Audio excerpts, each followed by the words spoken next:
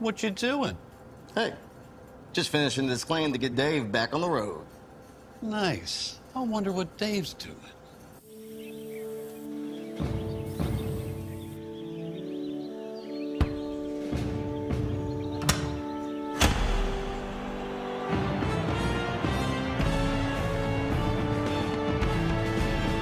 You do your thing. We've got you covered. Good afternoon and welcome to the 336th episode of the Alfa Insurance Georgia Prep Sports Drive for the GHSA State Title. Today we're going to talk basketball.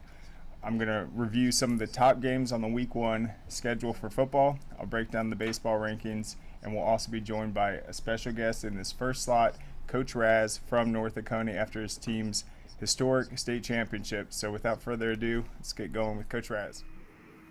How's it going, Coach? Going great. It's an honor to be on. Thanks a lot. Really excited. Yeah, appreciate you coming on. So we'll talk about the big season you guys had, winning the first ever state title. But the first thing I want to say, the performance you guys had against Holy Innocents, I thought you guys played an exciting brand. It was a great game, but I think it really showed it took that type of effort every single round throughout the season to be able to finally get it done. So let's talk a little bit about the playoff run and just what you saw from your team just building up for that moment. Yeah. After we won the first region title in our program's history, we had had 3 runner-ups in the previous 4 years. After we won the region championship and had some home playoff games, we felt like we put ourselves in a good position to just take it one game at a time and have a chance to do something special. So I think winning the region championship set us in a good position, and then our kids showed a lot of character and heart and resiliency to, gut out, especially the semifinal and the final game. So just a lot of toughness and heart and togetherness that went into that. Yep, and then on the girls' side of Class 4A, Baldwin had that incredible comeback against Hardaway, and we actually saw them play in that Norcross game where they had lost, and I felt like they kind of folded in the second half. So to see them learn from that loss and then be able to have that rally, it seemed like that Norcross loss was something that woke them up. So was there a point in the season, I know you guys had a really tough region, that definitely prepared you guys, but maybe a lesson you guys learned that really sharpened the focus? Well, yeah, as you said, we had, we had 4 teams in our sub-region that were ranked, and then 1 team from the other sub-region that were ranked.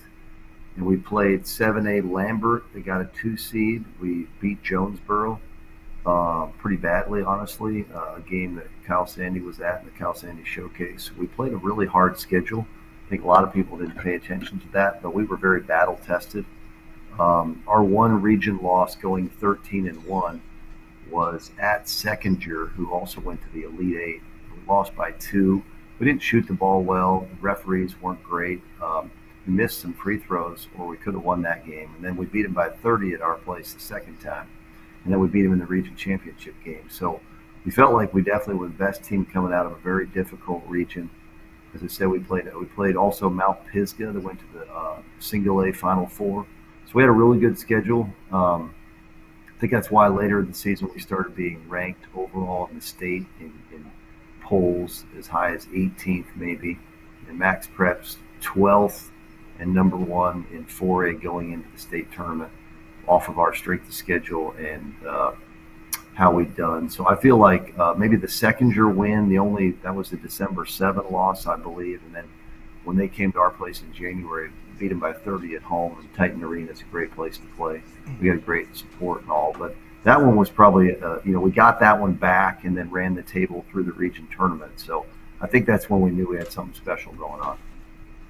Yes, I remember that result. You guys put up like 90 points or something. That really was eye-opening, but there's no doubt you guys had the largest region in Class 4A and definitely the deepest, so that had to have put some urgency in the region tournament because some of these teams that went in would get the bye. They're guaranteed a playoff spot, but you guys had to win in that setting. And then what I really like about your team also, it's like there's so many programs that are built by transfers. You have some private schools also, but you had starters, seniors this year that, I mean, they didn't even make the team.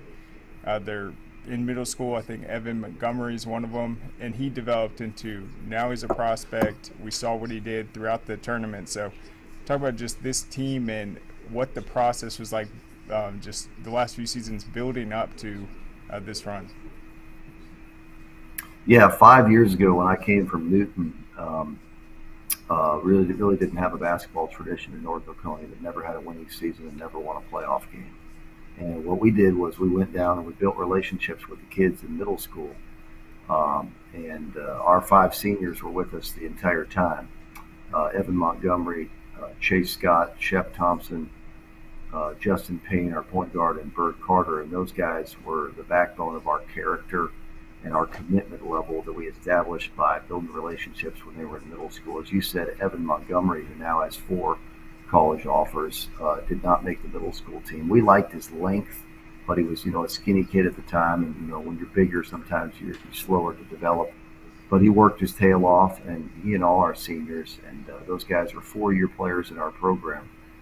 And Justin Payne and Bert Carter have college offers as well. So you got 3 seniors in the starting lineup that are leaders by character, but by commitment, and they understand everything we asked them to do. They've been doing it for 4 years, all region, all state players, and just gutsy, clutch kids. And when you throw in the young talent that our team has in the starting lineup with Justin Payne, Justin Wise, a freshman, and Kamari Brooks, a sophomore, and then some really veteran juniors. We have Thrasher Wilkins, Matthew Clausen, Caden Piper, and some other kids that just work their tails off and practice every day. We're a veteran group, but then you have that young talent, which is, they're not waiting to be good. They're good right now. And they've taken I've learned lessons from our leaders and our returners, and in a short amount of time, they fit right in with great chemistry and humility. And even though maybe they're more talented than some of the older guys, they fit right in, and they're Titans, and they're all in, and they're gutsy and clutch. And so our chemistry, this is probably the best chemistry team I've ever had in 19 seasons. And I think that's probably the biggest difference, the chemistry and the humility that it takes to have a role and win a championship. Yep. And then 2 other key ingredients I feel like North Oconee had. You said there wasn't a basketball tradition, but there's tremendous support throughout all athletics, from administration, facilities, and also the fan base. So that's something that's huge, being able to have the stadiums packed, but also the weight program. I feel like North Oconee does it better than any school right now. So how valuable were those 2 things, having a fan base that's going to come out, show up, support the team, but also being able to get your guys into the weight room so they can handle the full season and be able to match physically with some of these other teams? Well, you've done your research, because if you've said something about North Oconee that's true. I mean, number one, our Red Kingdom Titan Nation fan base is incredible. I mean, people care, they're invested, they're supportive. The parents of our players, our program, our administration, our athletic director, Mr. Dallas, our principal, Mr. Carter, all administration, they're just incredibly supportive. Our fan base, coaches of other sports, teachers, players from other sports. We're really a Titan family. We say that in our huddle every day, Titans on 3, family on 6. And that's what we say, and we are a family. But we're incredible academically, and we're really the top public academic high school in the state. And then we have so much commitment and buy-in and great coaches that we are great in athletics as well now. And I think Mr. Dallas said that was the 30th state championship for our school in all the different things, sports, since the school opened in 2004. And as an athletic director, it was his 26th championship he's been part of. So that's certainly a tradition. We've got great football, baseball, girls basketball is in the Final Four this year, golf, tennis, swimming, softball, track, and then you just go and naming volleyball, the sports. We're really, it's amazing how successful we are in all of those, and it's really an honor to coach and be part of that. It's really, really special. And then you're right about the weights program. Coach Peters, our defensive coordinator and strength and conditioning coach, he does a phenomenal job. Coach Melton, Coach Arndt, Coach Lastly, Coach Willis in our PE department. Working with kids and tailoring what they need to their sport, but also realizing that, when we got the job, we said we're going to make all of our basketball players be in weight training. And we require that and ask them to take weight training, when their schedules work out, hopefully both semesters and year round. And so our kids, every single player, even a kid on our team, 5'9", who you wouldn't think would be able to dunk, every single player on our team can dunk. So if you look at our team and you judge us based on, the eye test, you don't realize that. But every player on our team can dunk. Before the championship game, we went and shot at Mercer in their Hawkins Arena and used that facility to get ready for the Coliseum in Macon. And, the kids did a really good shoot around, and then they were, dunking and doing videos of that. But, our kids are tough and they're athletic, and a lot of that comes from that extra element of the weight room. They come in as ninth graders, maybe they can't dunk, but sophomore and junior year, you got kids that you'd never think would dunk. Our point guard, Justin Payne, is about 5'9", 5'10". He has 2 in-game dunks this year. He's super fast. A lot of that comes from all those other things that he does, besides obviously working on his basketball skill every day. So when you add in that extra element of strength and speed from the weight room, you get a special athlete for sure. Absolutely. And then speaking about just athleticism, I thought Evan Montgomery probably had, I'd say, the smoothest play I've seen so far in the state championships, and also one of the most athletic. He had that put back in the fourth, came crashing the board, fully reached back, and then somehow caught it back there and then tipped it in. Is he going to be in the dunk contest? I believe that's Saturday. He is. Last year he got runner-up, so he's looking to move up one. 2 years ago and 3 years ago now, so I guess that'd be 3 and 4 contests ago, Wilson Sibley from our school won the state slam dunk contest in Macon in back-to-back years. He went on to play at Truett McConnell College. But Evan is 6'6", 6'7". He's long. He's athletic. Again, he's worked really hard on that. That was a big play. Bird missed a runner, and then Evan reached back and put that in. And then also, if you remember, I think it was the early second quarter, our point guard, who had an incredible game of 9 assists and 0 turnovers, Justin Payne, threw an alley-oop to Evan, which was a big play for momentum. And so, not how many kids can say they made an alley-oop dunk in a state championship game. Evan's been doing that all year. JP and Evan have a great chemistry for transition dunks. And, Evan is going to be – you'll look for Evan in the slam dunk contest, number 32, on Saturday at 5. Yeah, we'll definitely be watching that and covering it. And then that's a great point. You guys only had 6 turnovers the entire game, that's correct. A great mark to hit. You guys only gave up, looks like 2 fast break points. And I think the announcers were very accurate when they just said it seemed like all the players knew where each other was. I mean, you guys would drive, but it seems like people are moving. No one's really standing around. So if they get trapped, you're able to sometimes even throwing it over their head behind them, knowing where the guy is. So is that something you guys have worked on, just everyone staying moving throughout the play, no one really standing around? Yeah, I think it's a byproduct of our practicing every day, the chemistry we build by running quick hitters and sets. What we do translates really well to the college and NBA level. And I've had a lot of former players that have made it that far and done well. But we share the ball. It's selfless chemistry, and then running plays together. You get sets and you know where people are. And then you run something, and even if the defense takes away the first or second option, there's a read to make there. And they get so used to playing together with chemistry that they know where each other are. So that's exactly right. It's an accurate assessment. And I think it just comes from running good offense and sharing the ball and being a willing passer.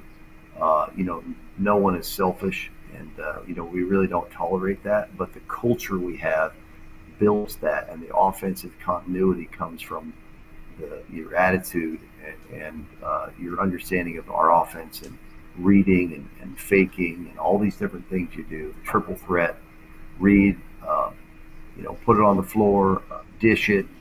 Like you said, finding your teammates, knowing where they are. I think that just comes from the chemistry and the offensive togetherness.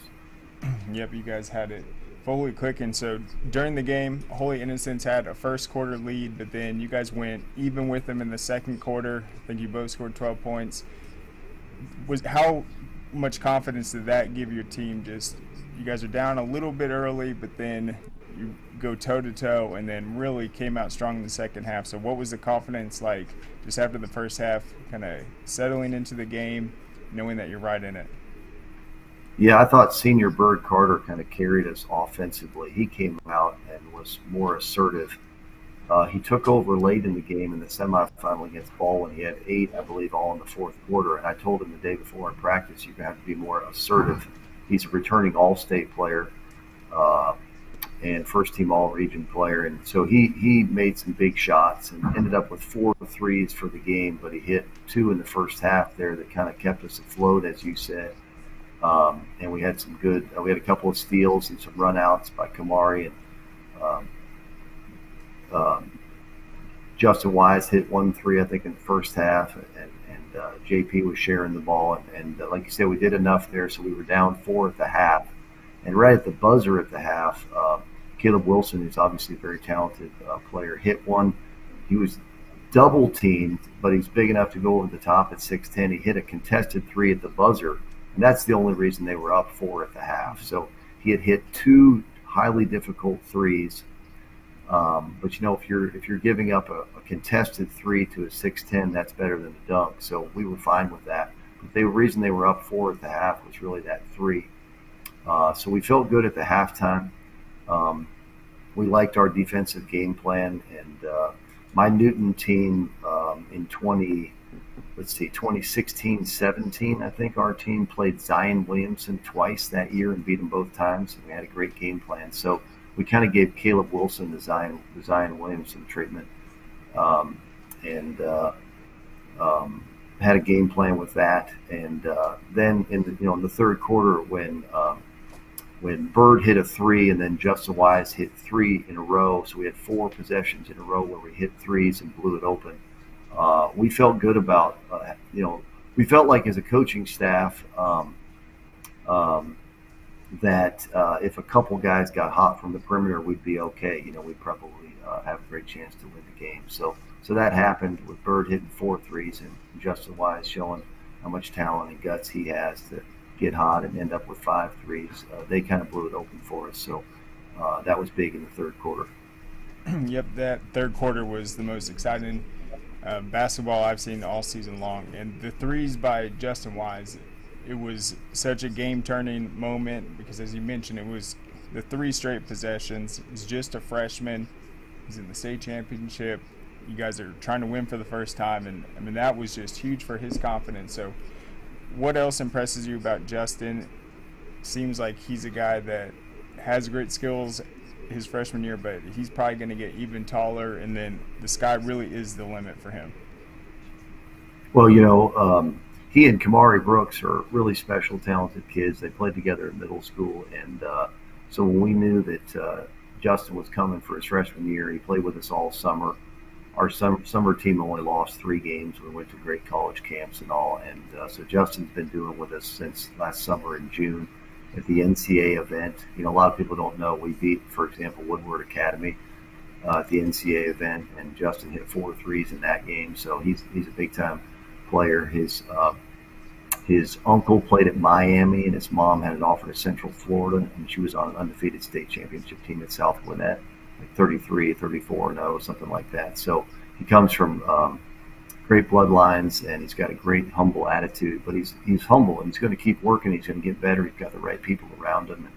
he listens, and he knows that he's well coached, and he wants to learn and be receptive, and he's got a great shooting stroke. And I've been telling Division I coaches that I know.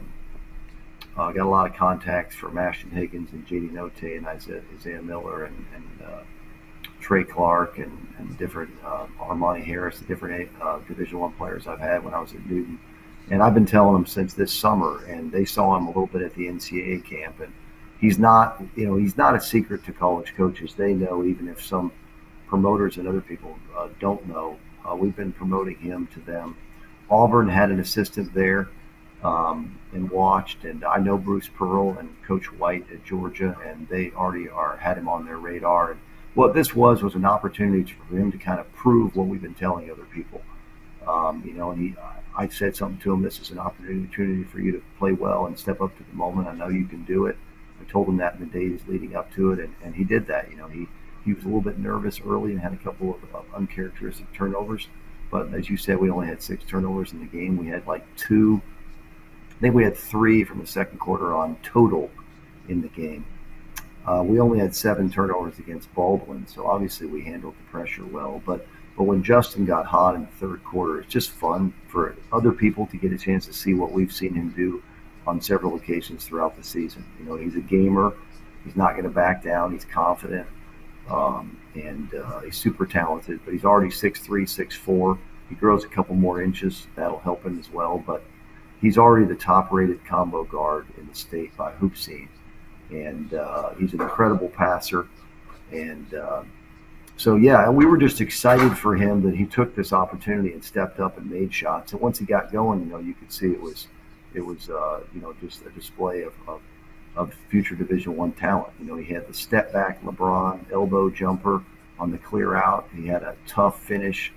Probably got fouled by 24, but we didn't get much from the officials on a layup on the left side, and then he hit the 3 threes there and ended up with 5. And he's an incredible talent. We've known that from the time that he was in the middle school, Malcolm Bridge here, and just excited for him to be able to do that. But it wasn't a secret or a surprise to us or to North Oconee fans. Yeah, and so you guys had great play inside. Everyone's moving the ball around, but it was the Bird 3 and then those 3 by Justin, and that all happened in the span of like 2 minutes. And then I think it was Caleb Wilson. The only reason they're able to shrink the gap before the fourth quarter was I think he went to the foul line 8 times, like hit 7 of them. Then Wise comes out in the fourth quarter and hits another 3. I mean, how big was that? Just him coming out and staying aggressive. Yeah, absolutely. Once he got it going, we kept going to him, and it was big time. So it was just great for him to have that opportunity and stay the course and keep believing in himself, and also taking care of the ball down the stretch. There was another 3 that Bird hit late, I think, to go up by 8 from 5. And then we made free throws down the stretch as a difference in the game. We executed.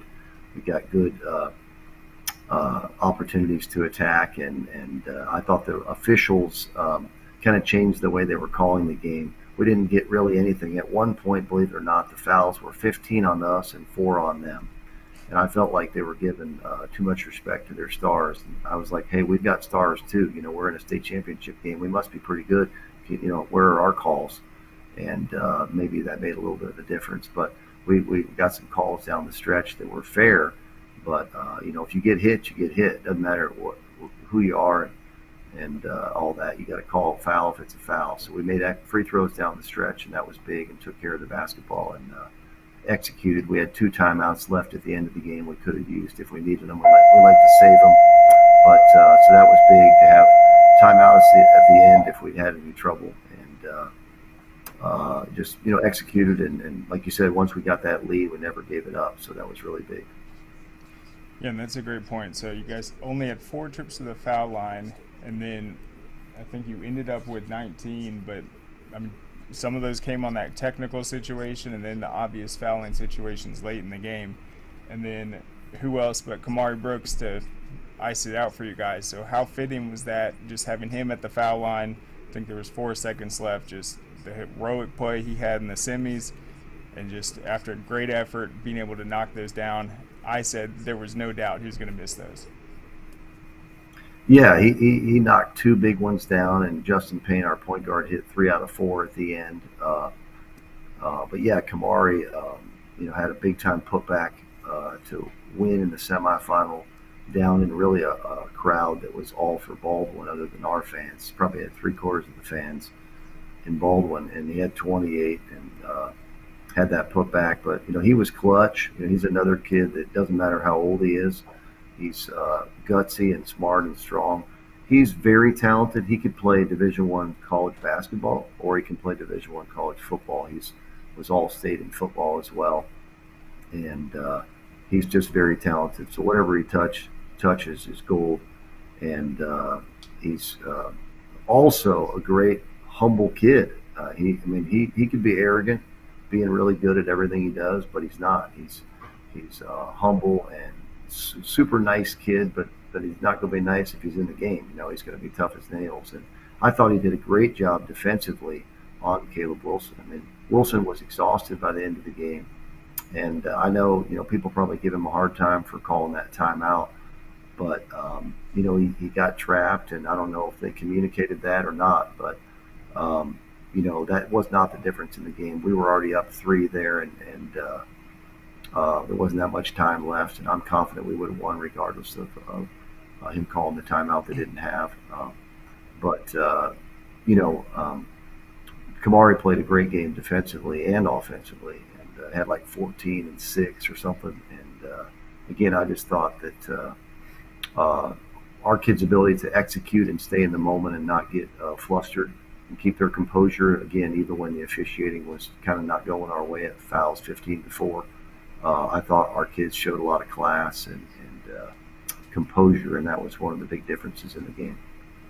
Yeah, and I agree with that. After seeing you guys pull out the victory, I told Najee, people in the office, I felt like if you guys matched up with them 10 times, you guys are winning it. It wasn't like it was some upset victory. You guys played better.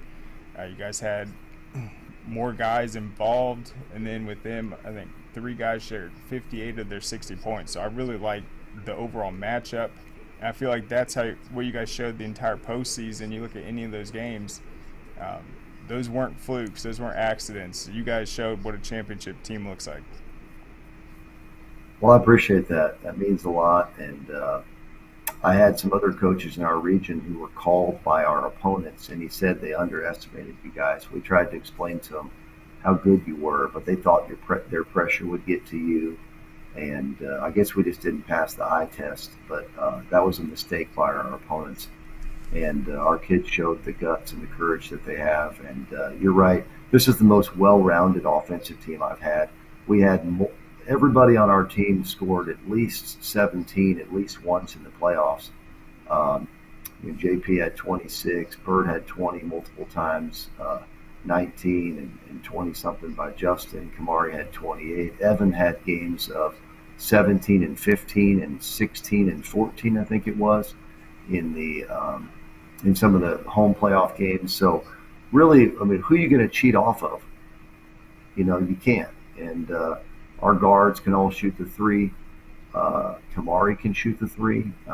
Evan is very versatile and a great rebounder and a good offensive threat, near the basket. So, our team's just so well-rounded. I liked our matchup, honestly. Every time we matched up the scouting report, we felt confident.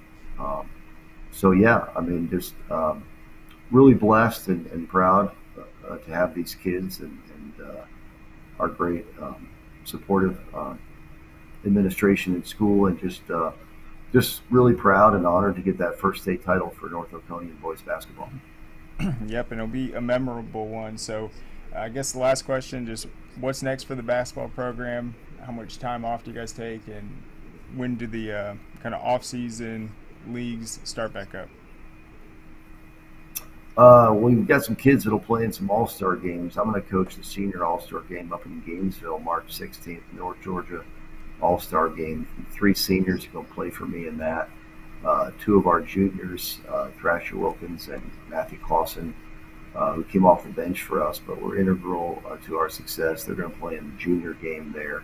I think there's a chance. I hope that one of our seniors at least will get selected for the state all-star game.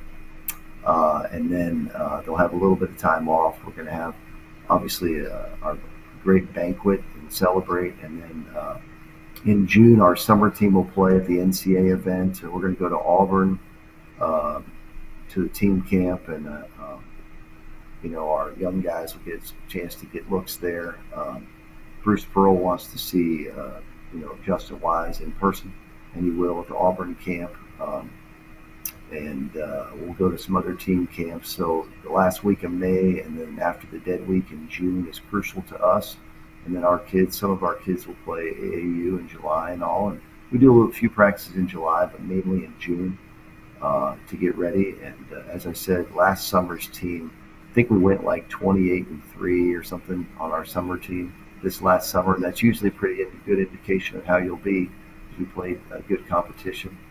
And in fact, New Hampstead that we beat in the quarterfinal, I guess it was, we beat them up at UNG last summer to win camp championship. No, we beat them at Georgia, but we won a camp championship in North Georgia at the University of North Georgia last summer. But so our summer season is important to us. If you figure our summer team was like 28-3.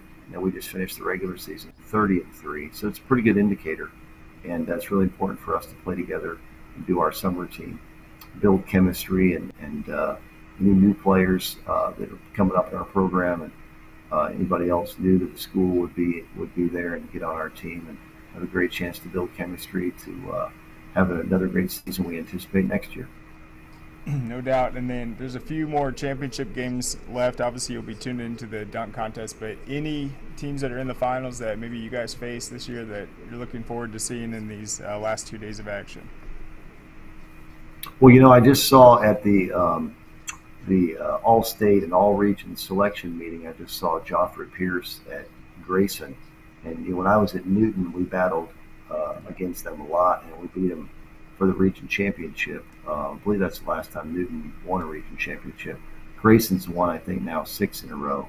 So I know Joffrey Pierce. We have a lot of respect for each other. And I just got my first state title in 19 years. And he's, I think this is his 12th or 13th year maybe at Grayson, but he's trying to get his. So I'm pulling for him. We said to each other, hey, maybe we can both get a region championship or a state championship this year. And I told him if he gets his first and I get my first, we should go out to eat and celebrate. So I'm pulling for Coach Pierce at Grayson to get their first title. And that's no offense to, I think it's McEachern they're playing. But,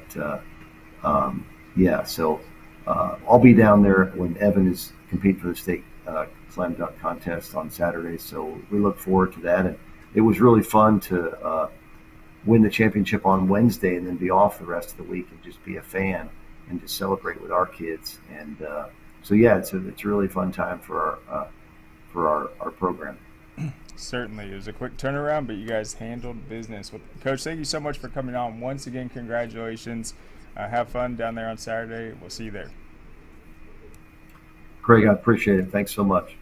You bet. Go Titans. All right. So there goes Coach Raz. And as I said, in terms of a championship team, you watch that game against Holy Innocents. I mean, they just look so dangerous. When they had that run in the third quarter, it almost could have gotten really out of control, and they could have just blown the roof off the building. But Holy Innocents was able to chip back in with all the foul shots, and it's a credit to their team. Devin Hutcherson had a huge performance, 23 points, 11 of 15 shooting, and then Caleb Wilson, the 6'10" prospect, trying to do it all. But they just had a good game plan, and then offensively is just too much for Holy Innocents to handle, and they just had everything going. And even Justin Payne, the point guard, didn't have his best game shooting the ball, ended up having 5 points, but stepped up with 8 assists, had some big free throws down the stretch, and just a very exciting win. So congratulations to the Titans. We're going to take a quick break now. We'll be back on the other side. Hey, is the power off on this? I don't know. Just take it off. Safety violation, unsafe work conditions. In the construction trades unions, safety is our highest priority, and we train you to recognize and speak out on unsafe working conditions so that everyone arrives and goes home safely. Learn about careers in construction at georgiaconstructioncareers.com. All right, welcome back. So, as we said, North Oconee won day one. They took home their state title on Wednesday. We covered those matchups, but let's go ahead and look at yesterday's Class 2A crown their state champs. It was the only classification that went into the week with two-time defending champs, teams that had an opportunity to win 3 straight. They both got it done. The Mount Paran girls won their 3rd straight, and then Southwest, they dominated Toombs County. They ran away with that. So we'll break down the stats a little bit right there. So in Mount Paran's 59-52 victory. By the way, we have those recaps up at scoreatl.com. But the big story in that game was the 40 foul shots by Mount Paran. They ended up hitting 23 of 40, but that is a lot of trips to the foul line. Both teams had players foul out. Josie had 3 different girls foul out in that game, and it was just basically a foul shooting contest. In that one, Jessica Fields, she ended up with 16 points, and looks like she was 10 of 15 at the foul line. She ended up fouling out, but she went 3 of 14 from the field, so she handled business at the foul line. She was in double figures. And then Alexander, the center, she had 7 rebounds and a game-high 22 points. And Jessica Fields also had 14 points. And then Yeomans had 10 rebounds and 9 assists. But the key going into that matchup that people were worried about, how does Josie have a chance? It'd be if Jessica Fields gets in foul trouble. She did, but she ended up fouling out late. And they just had the better performance. They won 59-52 despite not hitting a single shot. No field goals for the last 6 minutes and 18 seconds of the game. So it was truly all done at the foul line. Mount Paran, a 3-time defending state champ. So congratulations to the Eagles. All right, Westside Augusta, a 64-29 win over Toombs County. I thought Toombs County might be able to pull off some sort of an upset. Westside Augusta struggled shooting in the semifinals, only had 1 3-pointer. But they probably played one of their best games of the season, just utter domination. And let's get the full stats real quick. They went up 16-7 in the first quarter. They're up 31-14 at the half, and 64-24 heading into the fourth, and then close out a 64-29 victory. So utter domination. Some of the key stats in that game that were in the favor of Westside. So they obviously outshot them in the game, 48% to 24. They ended up connecting on 5 of 11 from 3-point. That's a great average, 46%. In terms of bench points, they outscored Toombs County 28-6. Points in the paint, 34-6, and then fast break points, 12-0. Toombs County did not have a single transition basket the entire game. Westside had 10 steals to Toombs County's 1 steal, and 12 assists to their 3 assists. So in Wednesday's matchup, we saw Green Forest. They obviously won both boys and girls, but on the boys' side, Green Forest Christian defeated Manchester on the boys' side, and Manchester only had 2 assists the entire game and scored like 40 points. So I made the comparison, like imagine if you're a soccer team and you had 40 goals scored during the season and only 2 of them were assisted. Something's not right there.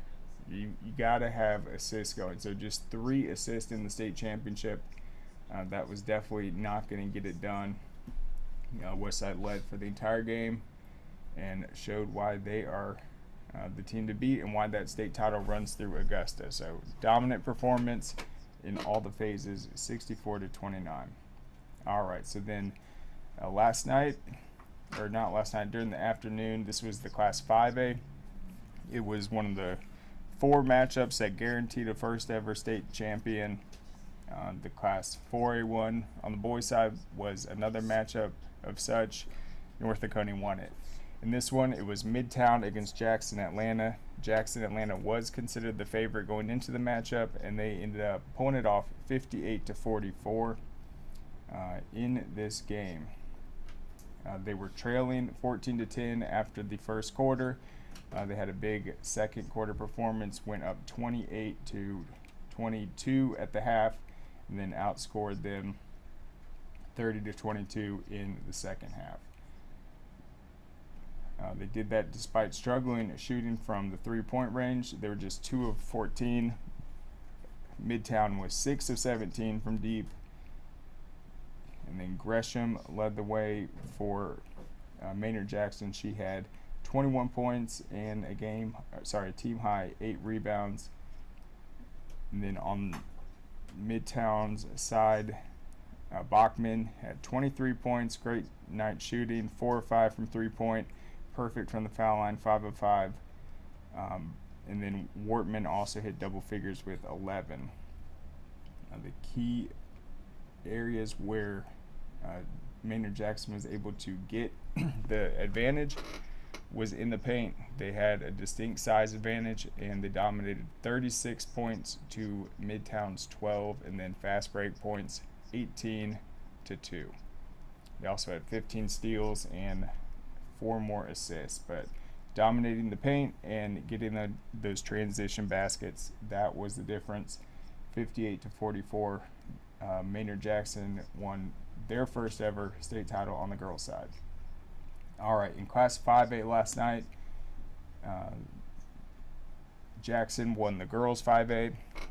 Kell repeated as the boys' 5A champ, beating Eagles Landing in the finals for the second consecutive year. C.J. Brown, the leader of this year's Kell team, ended up having 21 points, 9 rebounds, 3 assists. He was 7 of 13 shooting. In the game, you had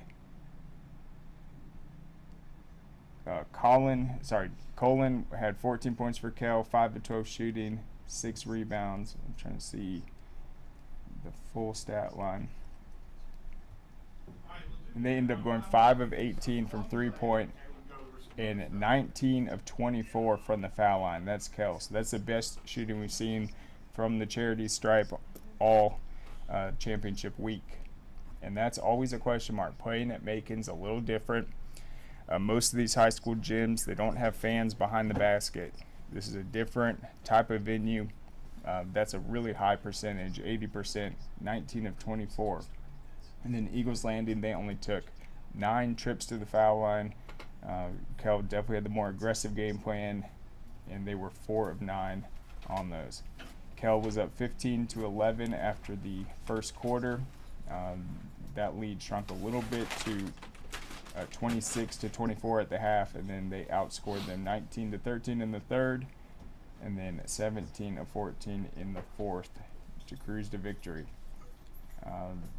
Eagles Landing did have the advantage in the paint, 30 points to Kell's 21. There were not a lot of fast break points in the game, just 3 for Kell, 6 for Eagles Landing. But it was the foul shots for Kell that tilted in their favor, going 19 of 24. All right, so let's talk about the other great matchup on Wednesday, and that was Baldwin's win over Hardaway. Just an incredible comeback for Baldwin to win their 25th straight game and save their season, honestly. Baldwin was ranked number 1 all season long. They experienced 2 early losses in the season. They lost to St. Francis, and then we covered their game against Norcross, and they lost that one. That was a different Norcross team. Norcross's best player, blanking on her name, I am blanking on it, but she ended up getting hurt right before the playoffs. That's probably why Norcross didn't make it as far as they did. I think they ended up falling to, I think it might have been Grayson, who's in the state finals. But that's the team that beat them. And I said I thought it was the best thing to happen to Baldwin. Coach Kizzy Walker afterwards was a little upset with the effort that her team showed in the second half because they did fold a little bit. There were opportunities in that game where they could have gotten back in it, but they let the game slip away. And then ever since that game, if you go and look at their schedule, look at the opponents they faced immediately after that Norcross game. They came out with a vengeance. And then against the Class 4A competition, they did not have anything close to a competitive game. They dominated everyone. And so the last time they had their backs against the wall in any type of game was in November against Norcross, and they were unable to come back. Well, they came out in the state championship on Wednesday and had an absolute disaster of a first half. Janae Walker, their top playmaker, she ends up getting in foul trouble, picks up 3 fouls in the second quarter. Baldwin actually did not connect on a single three-point shot the entire game. So not only are they starting to fall behind, they don't have the three-point game going to counter Hardaway, who's clicking on all cylinders offensively. The lead grows to, Hardaway's lead grows to as much as 16 points in the third quarter. I'm pulling up the full recap right now. And we had the game on, and I mean, rightfully so. The announcers, after Hardaway hit a big three to go up 16, said, and Hardaway is running away with the Class 4A state title, and it would have been their first ever state championship too. But as soon as that play happened, Baldwin found their spark, and they ended up actually not only coming back, but really running away with it. A 47-39 victory. It's one of the best comebacks I've ever seen. It will be remembered forever, and what a better way to win your first ever state title, having a dominant season, but really being in a bad situation where they easily could have folded. They're in foul trouble, the outside shot's not going, but it was pure will for them to get back in it. So here's the full recap right here. So Baldwin's mission to win its first state title since the 1988 season was on the brink before the Bravettes overcame an seemingly insurmountable 27-11 third quarter deficit. They had only 3 points in the second quarter and only 9 points at the half. I mean, the offense was just lowest production probably in decades for Baldwin. But they rallied for the 9-point win over Hardaway. Janae Walker, she is Coach Walker's daughter, gave Baldwin a quick 2-0 lead, and the Braves responded to a 5-0 run to Hardaway to regain a 6-5 edge midway through the opening quarter. That was the last time they led before completing the comeback. And they did not lead again until the 1:14 mark in the fourth. And that was a Cassidy Neal basket that put them up 41-39. They did have opportunities, though, to take the lead, but they couldn't. And Hardaway stayed in front until really late. We'll talk about that right here. Hardaway Shelton finished with 5 of her 12 points in the first quarter and gave the Hawks an 8-6 lead. Second quarter, they padded the lead to 15-9, holding Baldwin just 3 points in that period. And then to make matters worse, that was when Walker picked up her third foul. The Hawks opened the third quarter on a 10-2 run that was capped with back-to-back three-pointers to give them their largest lead of the game. That was the 16-point lead, 27-11. Walker helped fuel a game-turning 14-2 run by Baldwin to cut the lead to 29-25. So it was 27-11. Baldwin went on a 14-2 run, and Walker, who was back in the game with foul trouble, scored 7 of those 14 points. Walker opened the fourth quarter with a layup to make it a one-possession game. So it was 29-25 going into the fourth. Now it is 29-27. But on the next possession, Burrell and Johnson hit back-to-back three-pointers. Hit a three-pointer and a free throw to push Hardaway back up 32-27. Now it's a 5-point game. Madison Ruff, when we were at the Corky Kell game, she scored her 2,000th point And she's one of Baldwin's big-time players that's been so close to winning the state title all these years. She had a pull-up jumper with 5:55 left to play. That helped counter that quick 5-0 run by Hardaway, but then Walker picked up her 4th foul on the ensuing possession with about 5 minutes left. She ended up going to the bench. Shelton converted both free throws after drawing that foul, and then Hardaway was up by 5 again, 34-29. And Baldwin's Jemiah Easley scored her only basket of the game off a saved ball under the basket. A very clutch play. But Hardaway went the full length of the court on the ensuing inbounds and took a 36-31 lead with 4:44 left. And this was a complete lapse defensively. Baldwin did not get back, so Hardaway heads up play. They cut the lead to a single possession, and then 5 seconds later, they're up by 5 again, and Coach Walker calls a timeout. So this was a very exciting play. Because of this timeout, 4:44 left, is a very smart decision by Coach Walker. Baldwin gets the ball under its own basket. So Hardaway is trying to defend.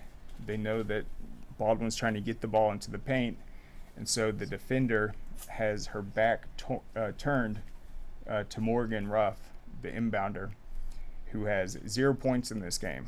She is 0 for 5 at the free throw line, 0 of 2 from the field. She throws it off the Hardaway defender's back, a self pass, and then puts it in. A huge heads up play by her for her only points of the game. So that was out of the timeout. And then after that, Hardaway ended up missing its next shot, and then Madison Ruff had a and one, and that tied it up 36-36. Baldwin got another stop. Morgan Ruff, who hit that self-assisted shot, she went to the foul line, missed both free throws, so Baldwin still can't get its first lead since the first quarter. And then Hardaway hit a deep three once again to go up 39-36. Now there's 2:48 left. Madison Ruff chipped into the lead by splitting 2 foul shots, going 1 to 2, and then Walker had a nice layup with 1:58 left to tie it up 39-39. On the next play, though, with 1:50 left, Walker fouled out of the game, so they lose their top scorer. But the Braves got the stop and then easily rebounded it to set up Cassidy Neal's layup at the other end to give Baldwin his first lead, 41-39. And as you know from the 47-39 score, Hardaway never scored again. So it was a tug of war in that fourth quarter, but once Baldwin got the lead, it was over. The place was going nuts to climb all the way back from a 16-point hole. Madison Ruff and Neal iced the game with the final 6 points, all coming at the foul line. Madison Ruff finished with a game-high 17 points and 8 rebounds. Walker, 15 points and 13 rebounds while battling foul trouble. And then Baldwin, we mentioned 0 of 5 from three-point, but 15 of 30 from the foul line. Hardaway was led by Burrell, Shelton, and Johnson. And that trio scored 34 of the 39 points and honestly did most of their damage in the first half. So incredible comeback, defying the odds and pulling that out. That is a really big deal for Baldwin to win the way they did. And now I think they have that reputation where you're playing Baldwin in the playoffs, no lead is safe. And that's something that's going to benefit them, just being able to get in the opponent's head, knowing that they've had a comeback like that on the biggest stage. But let's go ahead, running out of time here. Let's take one more quick break. We'll thank our sponsors. I'm going to close it out with some top week 1 matchups. Hey, does it matter if this leaks? It don't matter to me. Can't see it from my house. Illegal use of hands and proper training. GeorgiaConstructionCareers.com has 14 different highly skilled trades with tuition-free training in our certified apprenticeship programs to train you the right way. Find your career at GeorgiaConstructionCareers.com.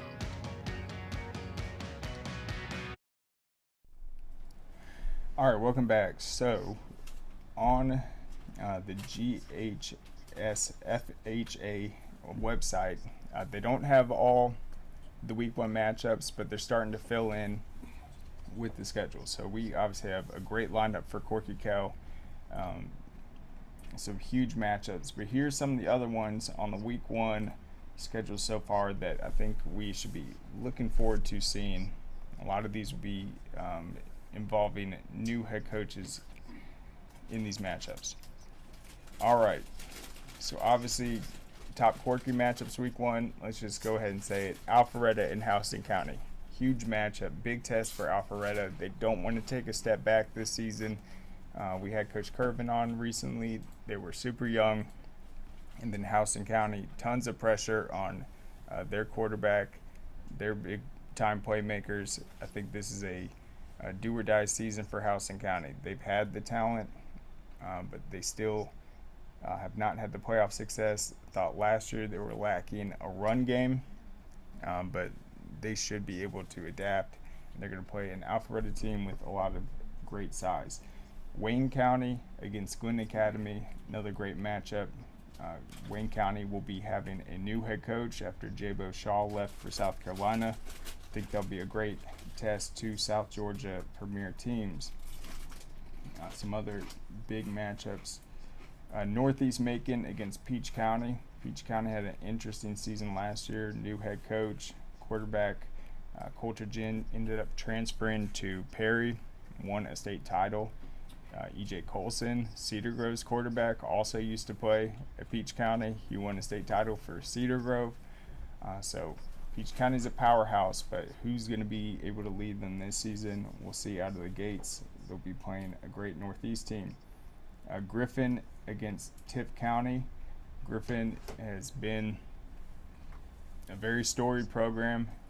So is Tift County, but they have no doubt been struggling the last few seasons. Tift County will have a new head coach with Jeff Littleton, who comes over from Bainbridge, where they fell just short to state champion Perry in the playoffs, losing a 7-3 heartbreaker.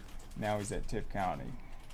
This should be a great matchup. Two programs that have been in several state titles in the last decade. Fitzgerald against Irwin County. That will always be a classic. Commerce against Wesleyan. Commerce has Jaden Daniels, one of the most exciting players in the state heading into next season. He had heroic performances. They were in that great region with Elbert County and company. Let's see. Clark Central and Cedar Shoals, great Athens area matchup. You're going to have Baldwin and Perry squaring off again. And then Appling County against Ware County, Bainbridge against Coffee, defending state champion Coffee. Another Corky matchup I'm looking forward to, obviously, Callaway and Cass. And then how about this one? Brunswick against Camden County. Camden County debuting a new head coach from Florida and playing a great Brunswick team. You also have Brooks County against Thomasville. So there's only 37 games listed so far on the website, and I just told you a few. That's how many great matchups they're going to be week 1 of this season. So a lot to look forward to. All right, so let's close it out. I'm going to go over the week 4 baseball rankings. There wasn't many things that changed, just a couple programs that have really stood out. One, in Class 7A, Parkview remains number 1. They went into the week ranked number 6 nationally. Sorry, they were number 4 nationally. They lost to the number 6 team nationally by a couple runs. That's their only loss of the season. That obviously isn't going to drop them, losing to another national powerhouse, but they are 8-1 at this point. Lowndes has won 7 straight. They're 9-1. Buford has a big matchup coming up. They're currently at number 3. And what impressed me about Buford, I think they're 8-3 at this point, but all of their losses have come in 2-game or 3-game series. So they aren't losing the series. They've lost a couple 1-run games, but they're winning the series. So it shows me their ability in the playoffs to win a 3-game series with a deep bullpen. Watch out for them. North Gwinnett, they've rallied. West Forsyth debuts this week in Class 7A, and so does North Paulding. Had to drop Milton out this week after they've lost a couple games, but there's some other teams. North Cobb, Norcross, Grayson's picked up some big wins, so the rankings in 7A are certainly going to change. There's some big matchups this week. In Class 6A, Blessed Trinity has heated up. They swept Roswell this week, and then Noonan.